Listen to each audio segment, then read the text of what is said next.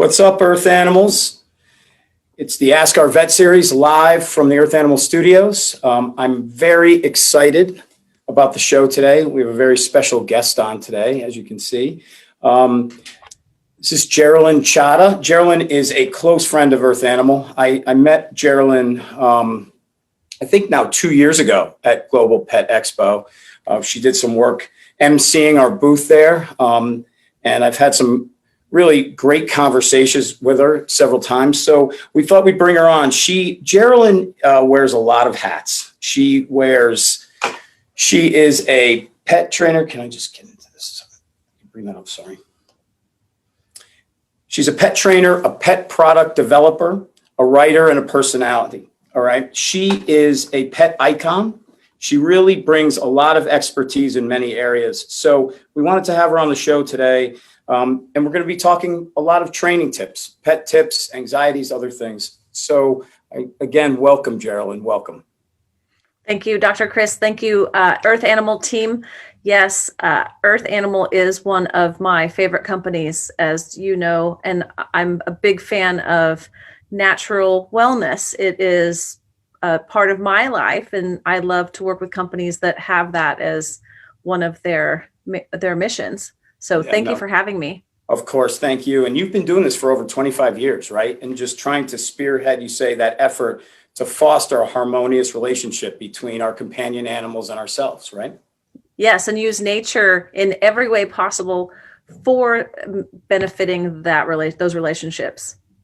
Well, thank you again for being on. We have some people checking in. Jennifer says hello. Melissa, Candace, everybody, thank you for checking in. What I thought we'd do, Geralynn, is I thought we'd start. We're definitely going to take some questions, okay, without a doubt today. I thought we'd start and just talk about a couple kind of hot button topics, some things that I'm seeing, and I can get your take on them. And I think, we'll see how the conversation kind of goes from there with questions and everything else, right? Definitely. So I think one of the first things that I'm really interested in talking to you about, because it's something that we talked about it a bit last week, it's something that I'm seeing a lot in my veterinary practice right now is, what I consider to be even an uptick in anxieties, okay, in our pets. Now, in people too, like we know, of course, during this, it's certainly been a tough 2020 and, the beginning of 2021. And I think there is across the board an increase in anxiousness going on, but it is something that I'm getting a lot of questions on, and a lot of my clients and patients are coming in complaining of increased anxiety. So I thought we'd start there and start just to find out what you're seeing as well, and just some tips and some triggers and things like that, and how we deal with that. All great topic, all great questions or subjects surrounding that topic, because stress is deadly for us. As you know, as I know, we are people who see more stress than the average person because of our profession. So I'm called to go in to train a pet who maybe can't go to the veterinarian because it wants to bite the veterinarian. It's stressed out because the human is stressed out. So you and I see a lot more of it. So I've always seen it. I do feel like it's gotten a little worse, yes, but I've always had it on my radar screen. And as I said, you have as well. No, absolutely. It is something, and I think it's something that's come a little more into the forefront. And also I think part of that is, right, as when COVID first hit and people's lives dramatically changed, quarantine, everything else. All of a sudden, the routines are people's routines, kids' routines, pets' routines, upside down, right? Whereas, people are spending a large amount of time out of the house. Now they're back into the house. So there was some getting used to that for our pets at the beginning. But now as we start, people start to work back to going back to school, even if it's hybrid, right? Which sometimes, my son is hybrid. Some days he's home, some days he's in school. And that also throws things off because there's not always a set routine, right? And so, my worry was that they were gonna increase, and we are, I am seeing that. I'm seeing more questions about it. And I think, sometimes people think that it might be the solution to that might be a pill away or something like that. And I think that's just not the case. I think that really the training is the key. And it is. And, just as an example, I'm an anxious human being. So therefore, it doesn't bother me to have an anxious breed because I resonate with that. And if I have a breed that's not anxious, a breed that's not naturally anxious, then I don't want to turn that little non-anxious breed into an anxious breed. An example would be a border collie is an anxious breed. They are always on point, ready to go, and they need to work, and you have to wear them out. And if you don't, can get more anxious, and they can start eating your couch and eventually eating your wallet, and then you go to the vet's office. So, right? And I see him with a belly full of wallet, right? Right. But if you have a Bichon Frise and you're super anxious, it would behoove you to figure out what your triggers are, have your self-awareness under control first before you bring that breed in, or before you really go, okay, who's the stressor here? Is the dog responding to me? So that self-awareness is the point that I'm trying to make. And if you have that, then that helps you, give you a great platform to operate from when it comes to helping your pet. Absolutely. I think, along the heal thyself thing, right? You have to work on, a few shows ago, we did a show on just, making your New Year's resolutions. And it had, when I was thinking about topics for the show, and I was also concurrently thinking about kind of what I wanted to tackle in this 2021, it dawned on me, well, we're all in this together, right? You're a family unit, you're a team with your pets. So why not make goals for both of you? And because they're not mutually exclusive. Oftentimes, what benefits you will benefit your animal. What benefits your animal will benefit you. And we were talking about this. I think before the show we were talking about, and you had said something that's very important. These goals don't have to be these high, lofty goals. You want to start small and build throughout the year. Definitely. And a very simple, a lofty goal might be to train your dog to do shy, which is to put their paw over their face. But a small goal is just to teach your pet to shake, just to sit and maintain composure and shake. And once you have that foundation of shake, you can teach shy, wave, high five very simply. So just if we can look at it as just the little building blocks and start small. So I start small every morning, not only for myself and my schedule, because I'm waking up like the border collie I own, and we're both like, let's go, but we don't want to crash into the wall. I drink sleepy time tea in the morning. I've always had sleepy time tea in my fridge all day. And that's what I drink all day, because I don't need something to wake me up like coffee. I need something to balance me out, like chamomile, lavender, lemongrass, all these different things that help me. So I do the same with my pets. We wake up, we stretch, we have a little exercise, mental, physical, and we have our tea. And with my pets, I give them catnip. So I'm a big fan. You all know, I love my Meow-Wana and I love my Doggy Wana. And so we have branded our special catnip as Doggy Nip. And we're finding out through research that dogs and cats have receptors in their stomach, just like we do, that help with different things that we take and ingest will actually help calm us. So that's why my sleepy time tea works so great. Catnip tea does the same thing for all three of us, all three of these animals. So it's nice to have that natural wellness choice available to me so that my pets and I can benefit from it, and we balance out better in our day, so we can engage better. We can play longer because we're less stressed. We can definitely have better emotional health because we've checked off some of the boxes that we need to every day, which is you need to have fun and laugh. That's why I love our dog toys. And our cat toys. They're so funny. So they actually help your cortisol levels lower. They help take you out of that stress mode and put you into more of a fun place to operate from, for even if it's just 10 or 20 minutes that day, to give your body a break. Well, and and when you talk enrichment, right? I mean, that's when you're providing your pets with enrichment, okay, and they're truly enjoying, again, like my dog's eating a no hide, right? And that no hide nirvana, they're down there. Yes. And you can just see the joy that they're having. Well, guess what? I'm also watching them, and I'm getting joy from their joy. And it just, again, it feeds back and forth. And like you were saying, pets are extremely perceptive, right? Animals are and they do feed off of where you are. They can sense things that you're emitting. And so it's really important that it is a very key phrase, that self-awareness. I think to be able in these times, and again, it's not easy now to reduce your stress. We're living in a very stressful time, and again, you and I were talking a little bit before the show about just trying to take as much joy in the moment as you can. And when I come home, I obviously seeing animals, seeing patients all day. I come home and the first thing I do is sit and the dogs come to me on the couch, right? And the cats come in and the dogs come in. And that really helps me decompress for 10, 15 minutes before then, we go on with the night. So there is that benefit to the back and forth with them. There is. And the one thing that I always love to mention with people, depending on where their pet falls in the training process, meaning does your pet still like to protect you a lot? Or does your pet really let you do the protecting in the house? That's just one simple example.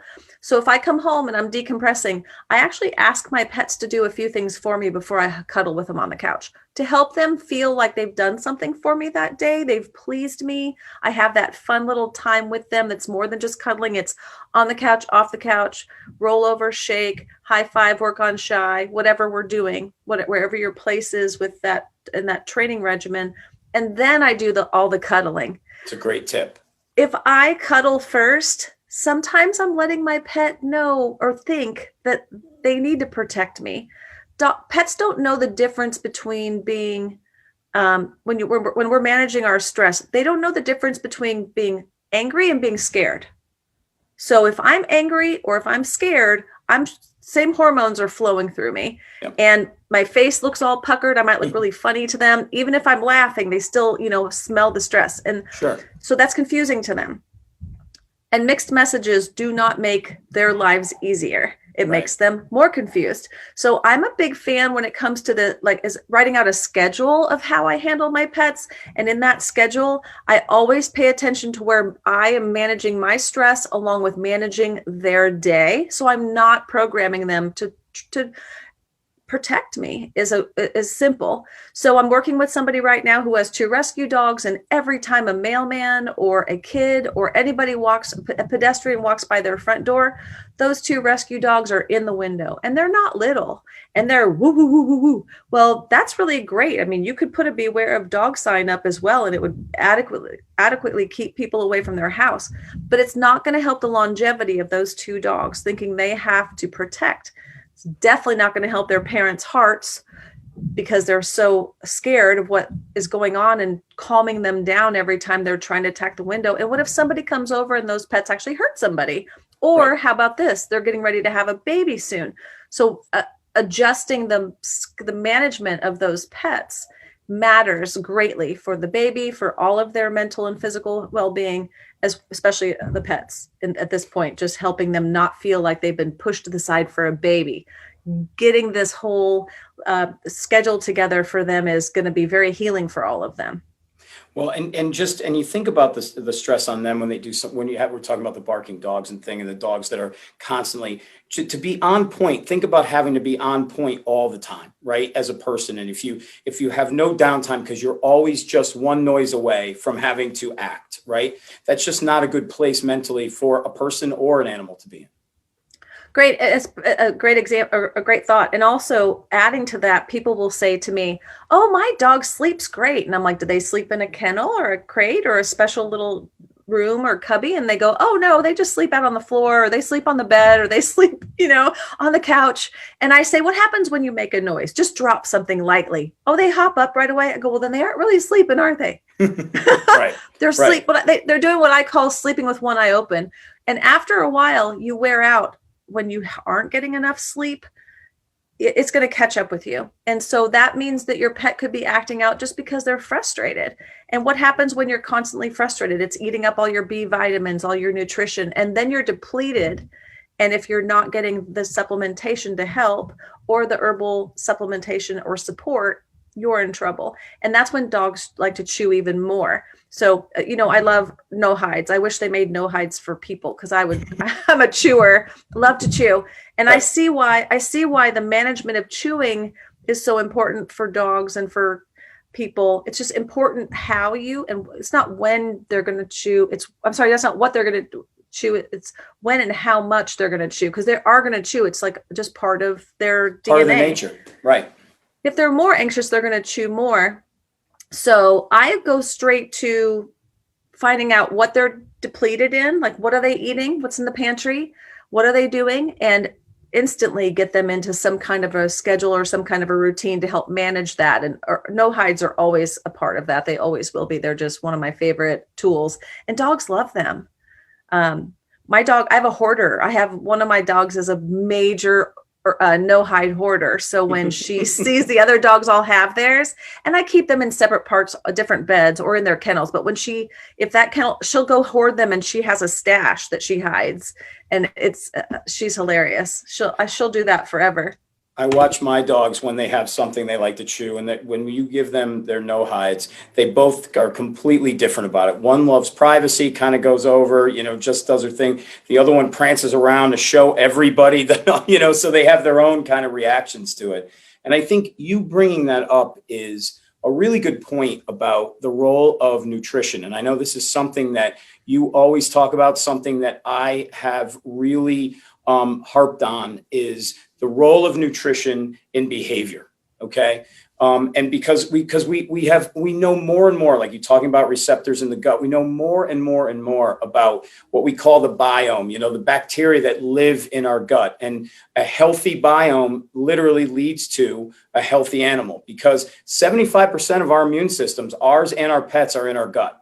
And so if you can have a balanced GI, gastrointestinal biome, and balanced guts, it follows that the rest of you, and they're doing more and more research now, finding that it actually impacts how the brain works, and how these animals it can play a role in anxieties and fears. And so I think, and you'll agree, and I've heard you talk about it, that the diet and what you're feeding and what you're putting in their bodies is paramount to their overall physical and mental health. Absolutely. And I'm an example. If I want to eat Rice Krispie treats all day, I'm not going to be a very happy Geralynn. I'll tell you right now. I'm going to be crabby. I'm going to be sugar rush and then crash.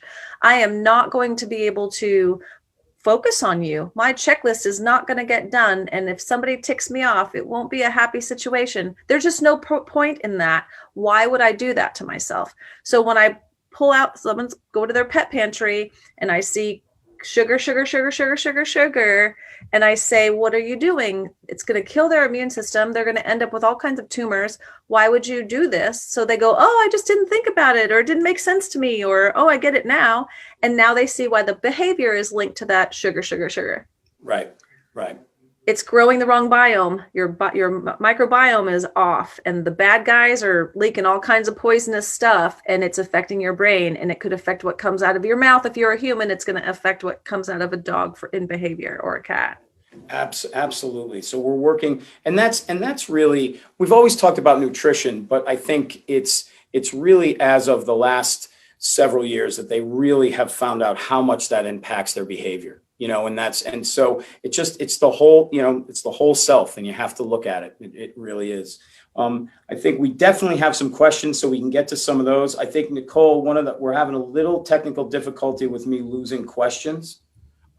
So I'll answer some of the ones that I have that are visible on here, but we have a stack of them. We just, some of them have gone away a little bit. So, and tell them to keep adding their questions. We can get back to them, or if they've done it and it's gone away, we can definitely get their questions so we can give them answers.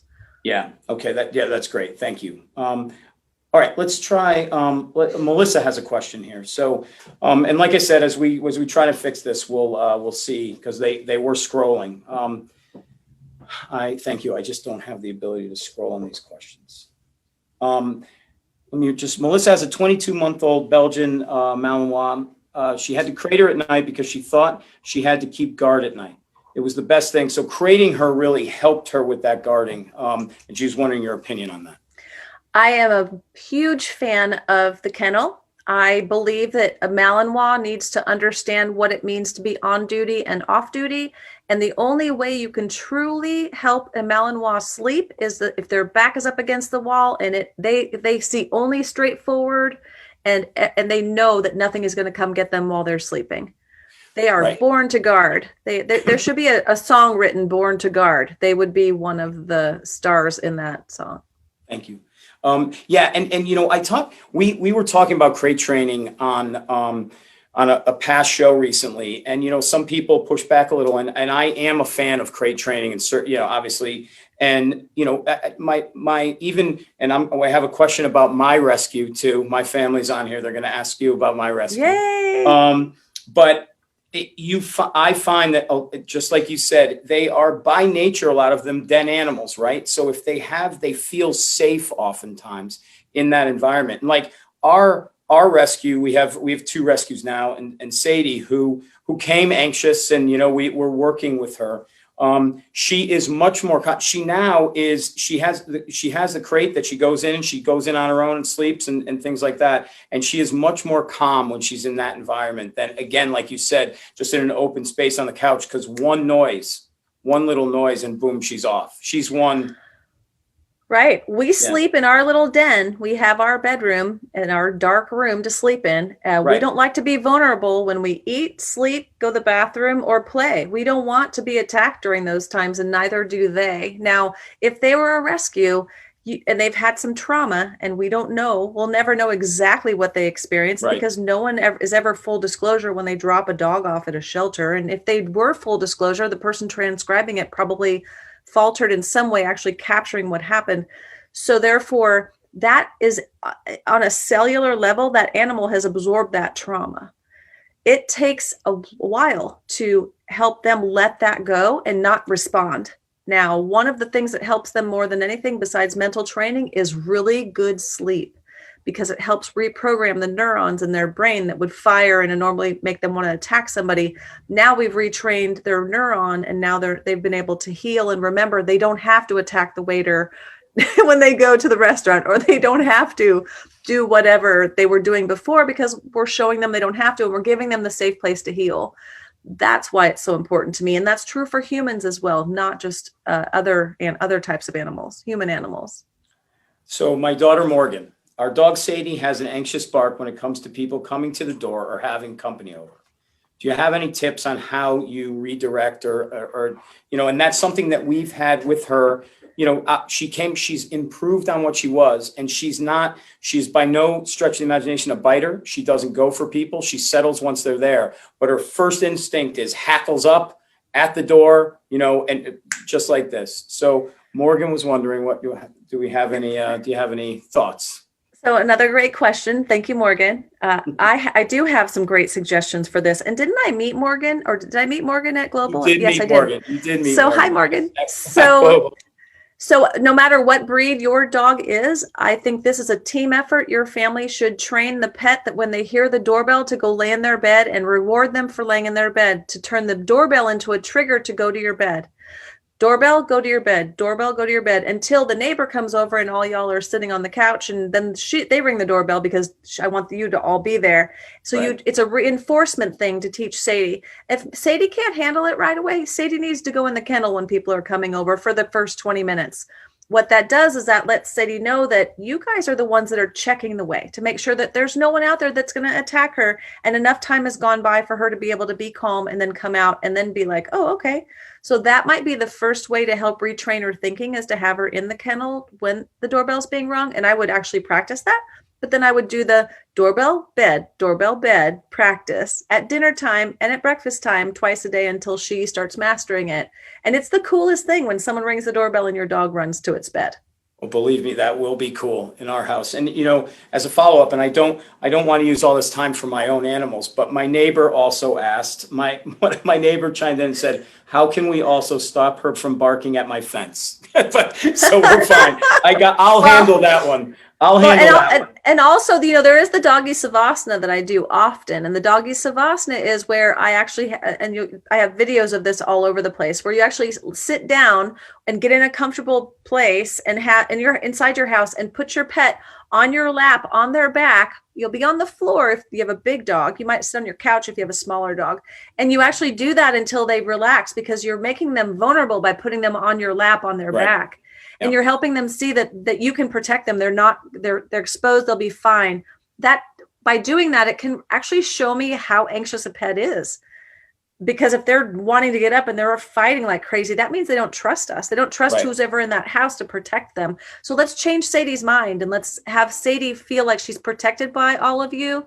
And that's, once again, a couple of psychological things will have to change.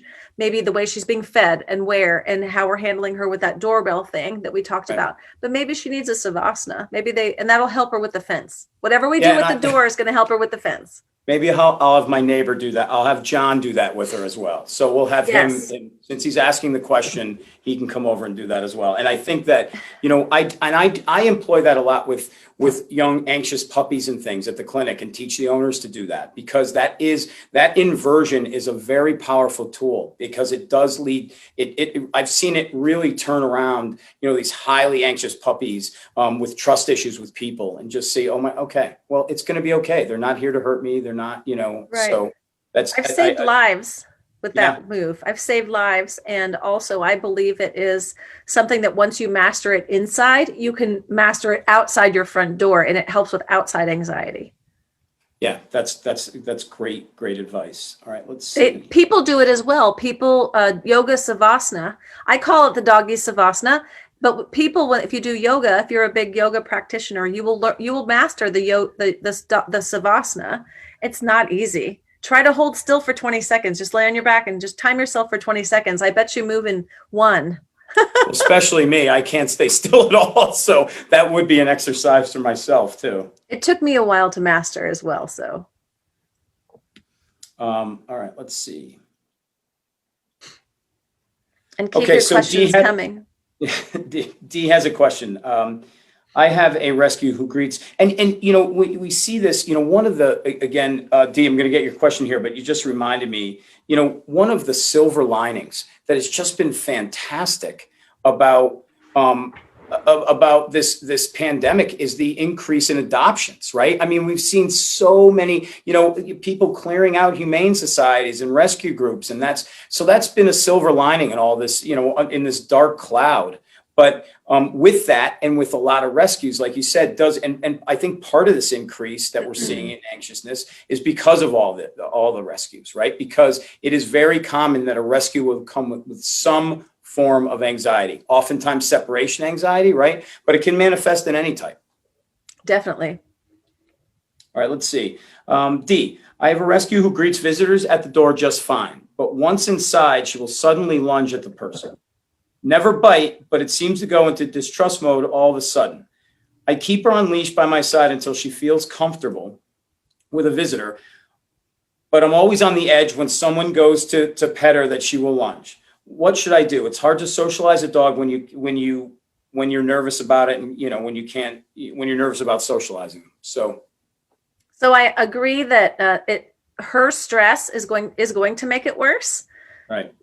That is the number one issue I would address. And that may have to be where the dog is not with you when this person comes over at first, for the first 20 minutes or 10, instead of having it there and it being confused. Because I think it's getting a mixed message, and it's a rescue of, do I protect? Do I not? Let me see if mom wants me to. Oh, wait, I didn't. Now maybe she wants me to, so I'm going to lunge. And part of that might just be a reactionary behavior that has not healed from out of that pet yet. Well, I think that's such a good point that you're saying is, we know they feed off of us. Obviously, that first 15, 20 minutes, we're going to be, if we don't have that trust with the animal, our anxiety is going to be ratcheted up, which feeds them. If we can take them out of the equation for that certain amount of time, it'll allow you to calm down, they're calm down, and then the introduction can be a much, hopefully a more improved, complete environment. And if your dog is not the official greeter of your house for some reason, it shouldn't be out. It shouldn't be out when someone comes over. You don't know what that person's bringing, carrying. What if your dog accidentally bumps them in the knee and then they fall?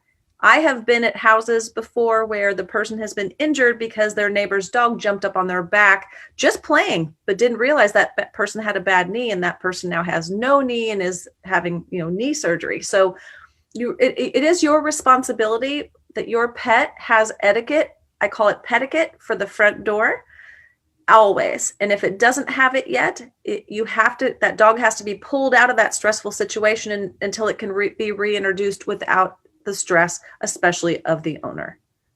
Such good advice. You know, when we talk about general training, and you know, while we'll get back to the questions, but I had just a couple things as the, you know, this is a big time of year where we also see puppies, right? At the vet, you know, and Yes. we always have a lot of questions. And I thought we just hit on a couple. You know, we did do a puppy show, and I was talking about my recommendations. Again, crate training is a big one for me. I'm a firm believer in crate training, in keeping them safe, as well as just potty training in general helps with that. It just helps with all of that.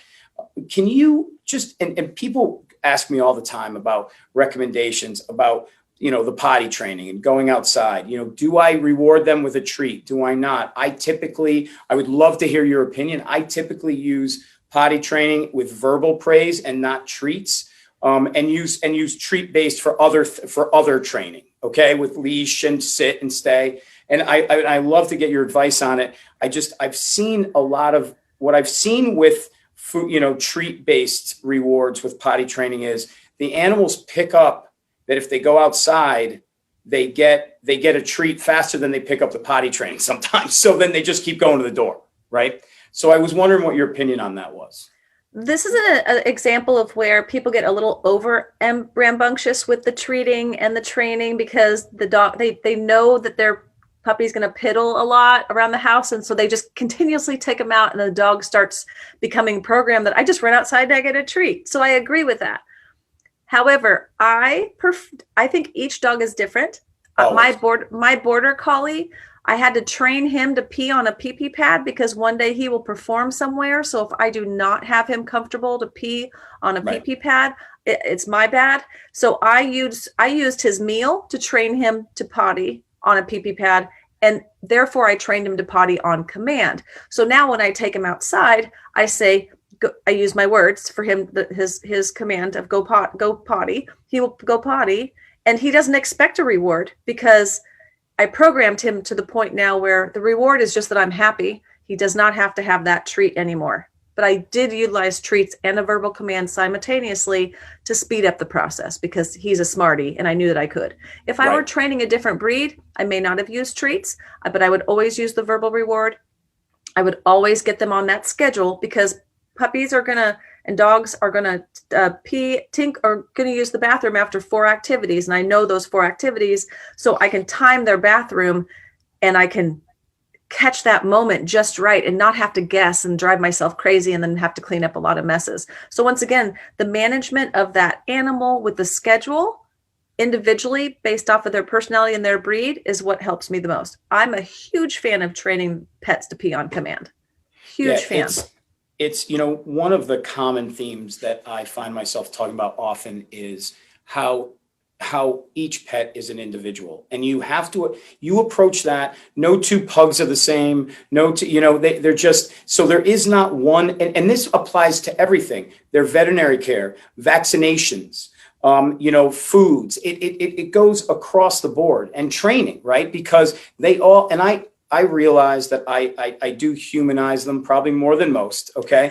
But I don't think oftentimes I don't think they get enough credit for their intellect. And I think that you have to cater everything you do. You have to watch them, see their behaviors, and adapt sometimes, because what worked for the last puppy you had may not work at all for this one. So you have to adapt as you go, and you just mirroring that. And I know when you talk to Dr. Goldstein, Bob, and Susan, right? When you talk to them, they've been talking about individuals and treating them for years. You could see they talk about it in their book, they talk about it in person, and it's something that I've really learned from, and I've adapted that. Right there, you go, in their book, and so I've adapted that into my practice, for a long time, and it works. It just works. You have to pay attention. And getting back to that, my 2 dogs, we train them always on a schedule, and so it just makes that it makes that daily kind of routine go well. Do you have to adapt sometimes? Of course. Like you said,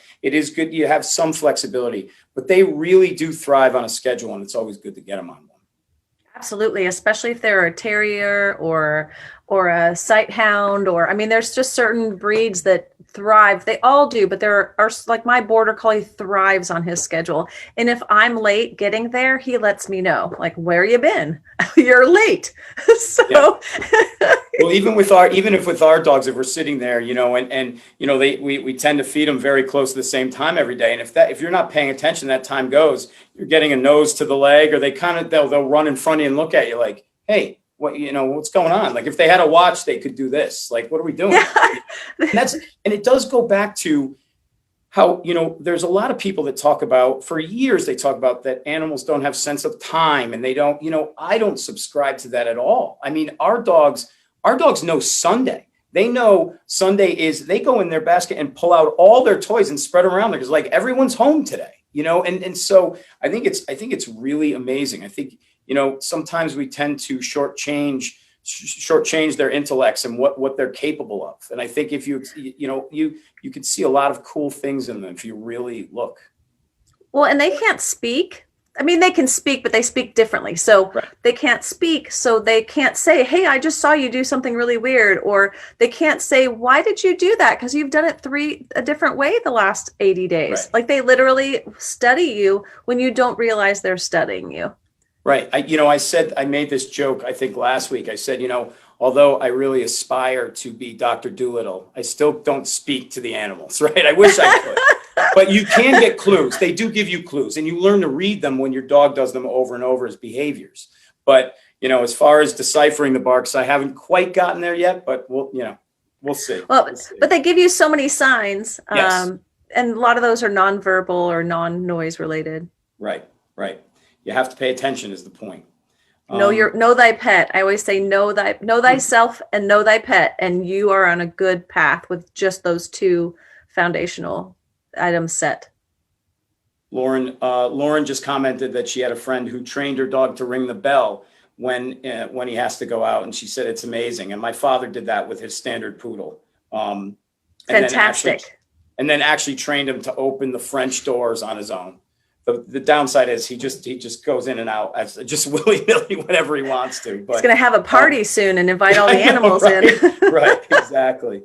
Let's see. We have some more questions here.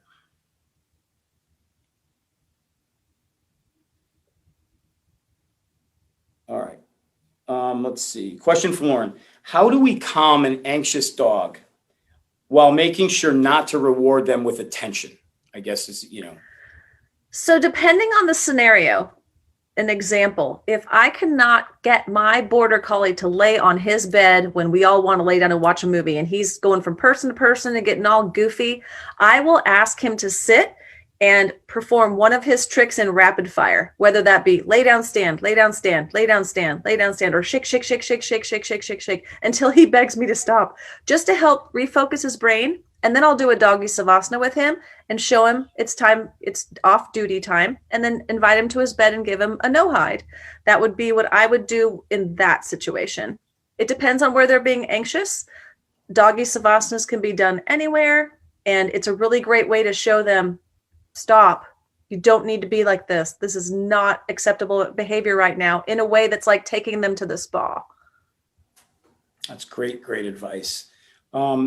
John asked as well, what is a good time limit for training, like per task? Do they have training fatigue? If you're working, it's a really good question, John. Absolutely. Because you don't want to overtrain your pet, or they'll start getting what I call a little bit resistant. They'll look at you out the corner of their eye, and you don't want to bribe them either, because they'll really look at you out the corner of their eye like, you don't smell like no treats, I'm not coming over. So being sensitive to that is probably the biggest part. Is once again, know thy pet. I try not to train my guys more than 10 or 20 minutes. Okay. I have two dogs, so one of them watches while the other one trains, and then the other one, they switch places.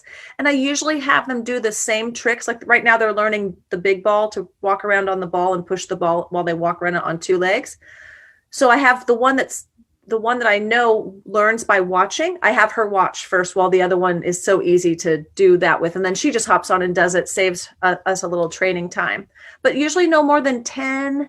If they're younger, maybe a puppy, maybe 5 minutes at a time, or 10, and then up to 20. depending on your pet, once again. But if they're a border collie, I'm going to run them out, or some kind of really active breed. I'm going to physically wear them out before I mentally train. So I might run them up and down my staircase 20 times before I do some kind of a mental obstacle course. Sure.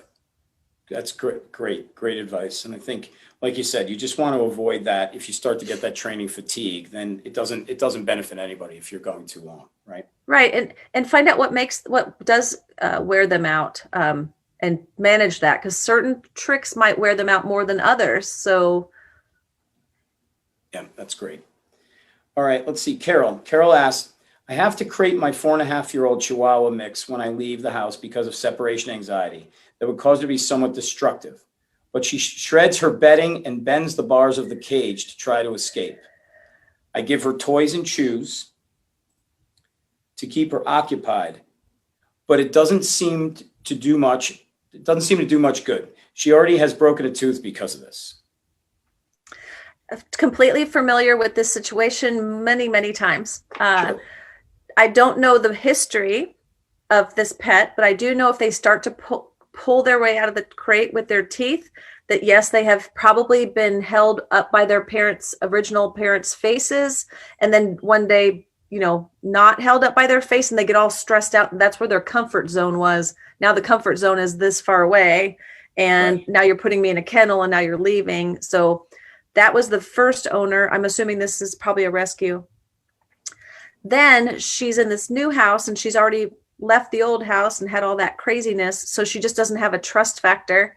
If there's nothing wrong with this pet internally, and as we were talking about earlier, the biome, and if the veterinarian has cleared everything, I would go straight to trying as much. I would go through the list of what calming agents I could test, all the way to CBD. I would definitely buy some kind of a dog treadmill and work out this little guy or girl until they're very tired mentally and physically, and get them on a nice sleeping pattern routine. We have a catnip that's mixed with skullcap, which is a nerve tonic. It does not make your cat groggy or your dog groggy. It once again just helps kind of take the edge off. And there are many things all the way up to CBD that help do that. And find out what's going to work for your pet. You could also see if they have an allergy. Maybe there's an allergy process going on, and this pet just has stuff going on inside of it that's bothering it. And it doesn't feel okay unless it's next to you. And that doesn't help 100%, but it definitely helps lessen that pain of whatever's going on with the fatigue from this allergy. That could be highly possible. Well, I think to build on that, that's good. Your point is well taken. Oftentimes pets can also, companion animals can also manifest some physical problems with behavior, right? So it's always good to get a blood profile, check a thyroid on that dog, things like that, because that can add to behavior issues. And you're right. I think you also, with these, there are other, things like herbals, like, from Earth Animal has some calming herbals, calmness, right? Yes. Emotional balance. And you can use those in conjunction with always in conjunction with the behavioral training. Right. And always try naturally first. And you're right. And then up to things like CBD. So I think there's a lot of options. And again, they're not all the triggers for these animals are not the same, but I think you want to make sure before you assume everything is behavioral, that they are healthy on the inside as well. Right. Definitely. And go straight for the tinctures and the concentrates. I know that I love Earth Animals tinctures because they are concentrated enough to make a difference right away. They're not just a treat that has a tiny bit in it. This is actually a tincture that gets in sublingually into the system and starts working instantly. Exactly. Very good point. And one of the other things that I just wanted to comment, and we have to be careful with, Carol, is we have to always be careful about leaving things like some chews and toys in with them when they're not observed, because you can get into a problem with that. I'm a big believer. And again, I'm coming from obviously a profession where I've taken many different things out of animals' intestines and guts. But the one thing that I think Geralynn will agree with me is animals are predictably unpredictable, right? So to have something in there that they potentially, especially if they're in an agitated state and they want to tear things up, you have to be careful, because they can ingest things that are going to hurt them or, God forbid, choke. So you should always observe them when they have chew toys. Okay.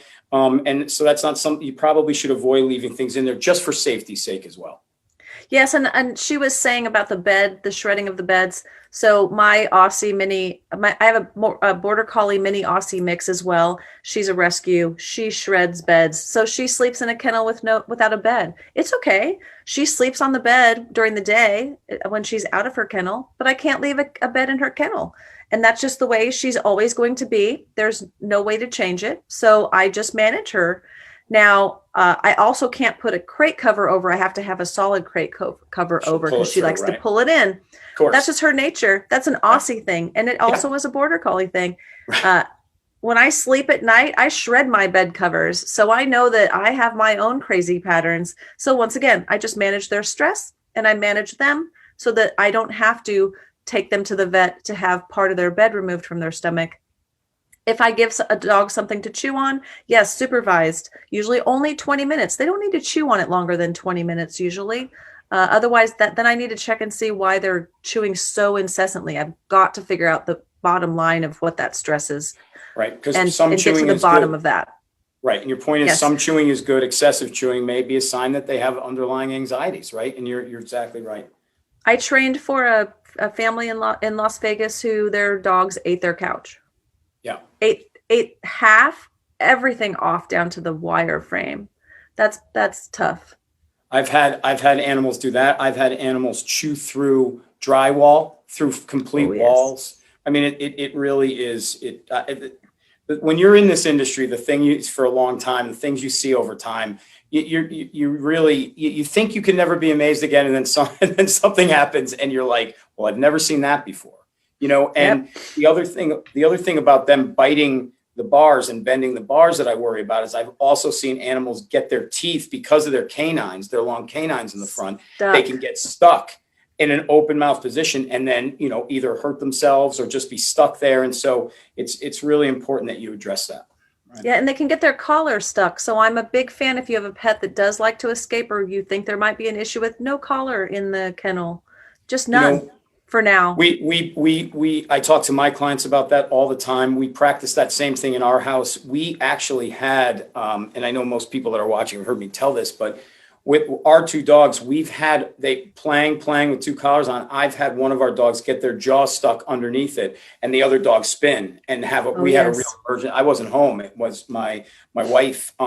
But a true emergency. I mean, that was so, you always have, again, something you never think. They were just bouncing around and playing. Next thing you know, you're in an emergency situation. So you have to be careful. That happened in front of me while my two dogs were playing that exact same thing where he got his mouth caught on her collar. She turned on and it got twisted across his face, across his muzzle, and he would have died. And it happened. Thank goodness I was right there. Yeah, if we weren't there, it would have, if my wife was not there, we would have lost one or both of them. It was terrible. Okay, Kirsten has a question here. I adopted a rescue in May, and he is broken loose from a leash once, and also will take it off the front door. It will take off if the front door is open. He knows sit and stay, but when he gets loose, he will just keep running. Is there any way to break this habit? I'd love to know what breed he is, or if they know what breed mix he is. I happen to know him. Okay, and he is a shepherd mix. Super sweet dog, just a wonderful dog, but he is a shepherd mix. Sounds to me like we need to utilize the staircase at home to train, have someone stand at the top of the stairs and someone stand at the bottom and run this dog up and down the staircase a good amount of time for the next 2 weeks, using mental tricks at the top and the bottom of the staircase, but then obviously the physical work of running up and down the stairs towards each other. Right. And utilize the food for that up and down the stairs to help get some of the anxiety out. I would encourage them to possibly, if no one is a runner in their house, someone to become a runner or to train this dog to run on a treadmill. I don't think it's physically possible for a human being to be able to exercise a dog as much as it needs to be exercised when they're that type of dog. Certainly some of them, right? So either you take them to a dog park every day for the next 2 weeks and allow them to get all that extra energy out, and feeding and training on the stairs will help that middle of the house feel like an anchor for the house. So they won't want to bolt out the door, but then they'll be a little too tired mentally and physically. Now, it sounds to me like a month is more appropriate than 2 weeks of that intense boot camp or doggy boot camp. Maybe it's a month and you hire a pet sitter to assist you because it might wear you out. But I think you'll notice a difference after just including a few of those things into your day. That's not 100%. I would love to see some video. I could help a little bit more with suggesting Sure. if I could see some video. But I definitely believe that just the management of that mental, physical, will help. Also, how are they feeding this dog in terms of, are they feeding it in a bowl before they eat? Does this dog feel like it needs to protect? Is it got some kind of, oh, I saw something out there, I need to go get it kind of a mentality? So changing the pet's mind takes one step at a time. And that feeding on the staircase could be one of the things that helps start the process. Thank you. That's great advice. Thank you so much. Let's see. Stacy. My rescue gets anxious with noises like the vacuum cleaner, pots and pans, doors closing. Any suggestions? Great question. I am a big fan of I'm a big fan of what I call distractionary training. So when I'm training puppies at my house, I am banging on pots, dropping things around them by accident. I'm hitting the side of a wall with a broom handle to make a weird noise, nothing crazy. But I also swing my broom handles above my head so that the dogs go, oh, that's no big deal. She's just swinging something above her head. Otherwise, your dogs can become afraid of a broom handle. They can become afraid of anything. So I start little and work up to bigger.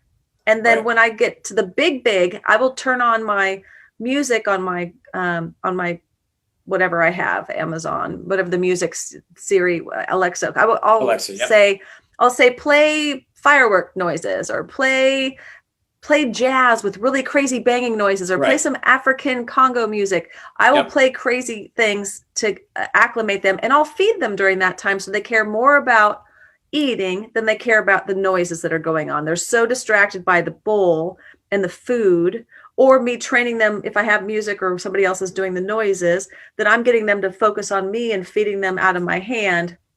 That is a great first step. But quiet at first, and more time in between, and then you shorten the amount of time in between those noises and all of that. And I literally will bang pots and pans in my border collies like, what are you doing? You're crazy. Yeah, I think, desensitization, right? I mean, it's an effective tool. And I think that is a very effective tool for a lot of things. Like you said, to have, I talk to my clients all the time. We have a lot of, thunderstorm and firework. And this past year, it seemed like 4th of July, because people were home and had not a lot. It seemed like 4th of July went on from like March to September this year, right? There were so many fireworks going off at all times. Oh, yes. Again, idle hands, right? So we had a lot of that. And I think, doing that and playing the sounds, and again, like you said, you're not going to just turn the volume all the way up, and you want to start low and slow and build it up over time and desensitize them to whatever that trigger is. Yes. And that desensitization, is so important, because I made the mistake of not desensitizing the two dogs I have now, the two small or younger dogs I have now. I made the mistake of not having anybody yell in front of them. We don't yell in our house, so we don't have that, gesticulous, we don't have that going on. And one of my hubby's friends came over to play pool and have a bro night, and one of the guys had not seen Senna in a while, and he went, "Oh my God, Senna!" And Senna cowered down and ran out of the room.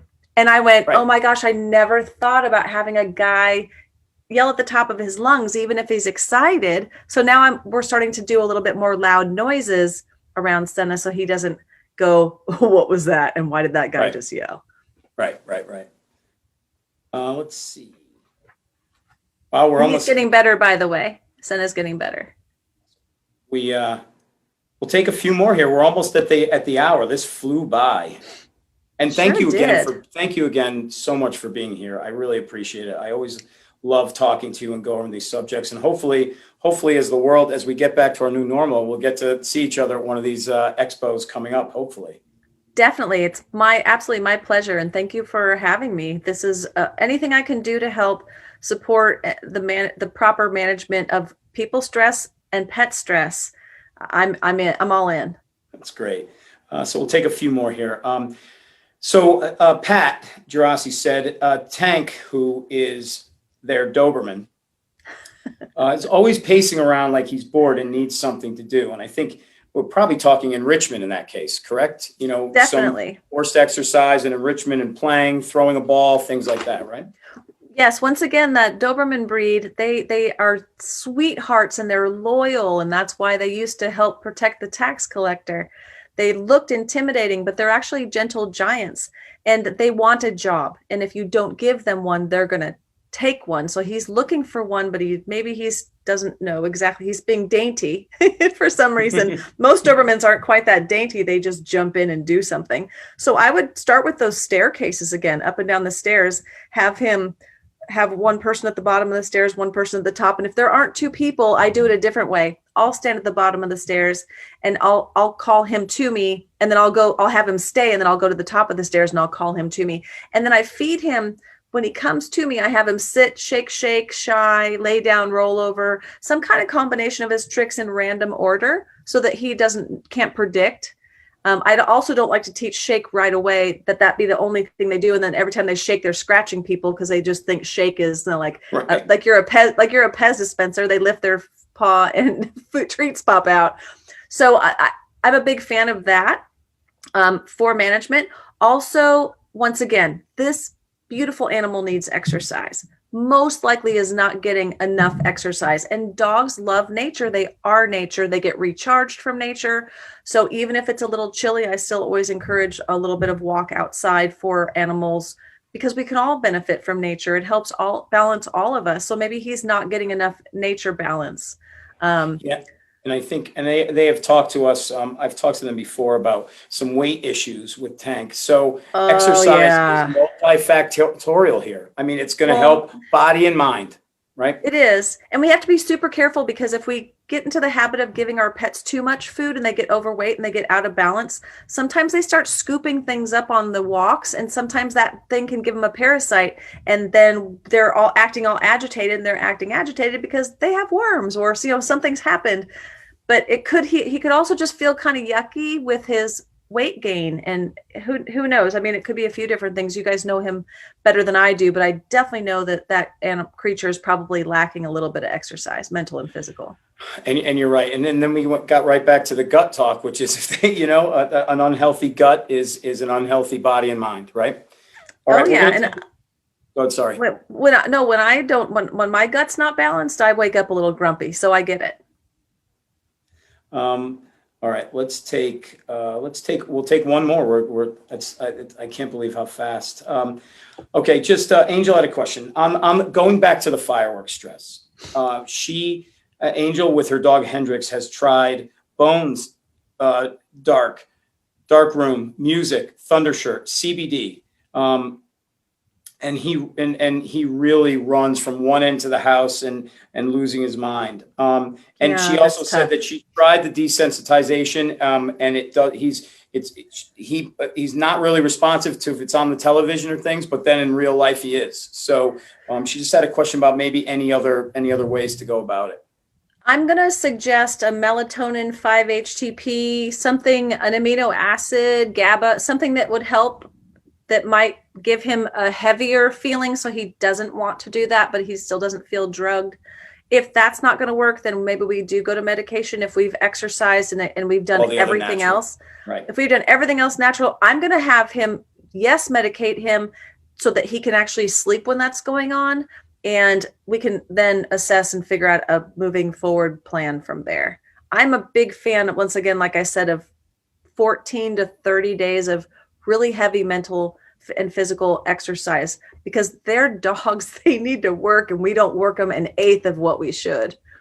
Right. They used to call it working like a dog. Well, I haven't seen too many dogs work unless you're a service animal because or some type of a detection dog, because their dogs are laying around most of the day. And a lot of people, one thing that I think that they do when it comes to the anthropomorphization of a dog is they have a tendency to go, well, I had to work all day and I want to enjoy watching my dog lay around. I don't want to put him in a kennel. I don't want to make him learn a trick. yeah, that's not good, because then the dog's just a big amoeba jello pile that ruins your house. And it's not fair to them to put your stress on that dog in that way and not give them what they need in order to operate in a natural, healthy way that helps them live a long life. We want them to live as long as possible, and we are the ones that design the blueprint, just like the Goldsteins help design a better blueprint. Well, you can help design an even better blueprint with how you take those tools that have been provided for you and help your dog or your cat have a longer, better life because of the choices that you make. Right. It's a great thing to end on too. It's just you take all these good suggestions and then you cater to the individual of your animal. You take what works out of all these good, and one might not work, but then you go for another one, and you can really ratchet it to a really personal regimen for your own animal. Yes, and hopefully for yourself as well, that you take all those thought processes and apply them to you as the caretaker, as Right. the one that directs the household. I just want to say, and thank you, everybody. Everybody was really engaged today. I cannot thank you enough for joining us. I always love to talk to you and just hear your expertise on this subject, which is vast, by the way. And I really appreciate you coming on today. I really do. My pleasure, and thank you guys for all that you do. Thank you, Dr. Chris, and all of the Earth Animal team. You know where you land in my heart right here. And also all your pets. If you have additional questions, just reach out to Earth Animal. We'll get some answers to you. And thank you for joining us today. We really appreciate you caring this much, that you care to bring the very best home to your pets. Well, thank you again. And thank you, everybody, for chiming in and asking great questions today. Thanks. Thanks, everybody. Play a little music to go out. Thanks a lot.